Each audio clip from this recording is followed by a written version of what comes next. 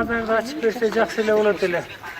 Negizi jok degende migrasiya болуп башка мамлекетке жумуш издеп кеткенден көрө элибиз ушул жерде эле жумуштарына эме болот эле, жакшылык болот эле. Кара картаңдар көрүнгөн жерге чуркабай, алыс жакка барбай ушу айылда эле өз чолпон ата шаарында иштегенге жакшы болот эле. Ошого бизге уруксат берсеңер ушу базарды ачып бергиле.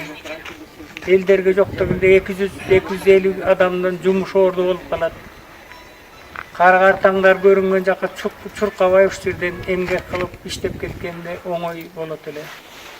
Ошону биз эл катары элден чоңдордон суранып атабыз жок деген ачып бергиле ушу базарыбызды.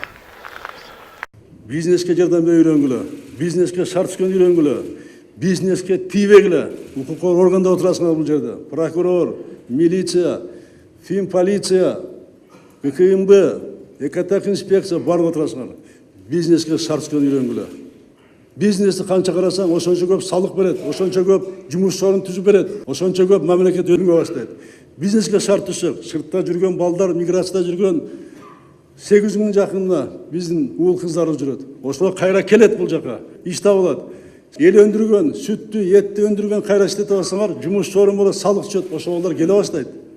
Ошон үчүн мына каражатты алып келип, урматтуу аким, губернатор жергиликтүү бийлик кыймылдагыла, кыймылдап, ошону түзгөнгө аракет кылгыла.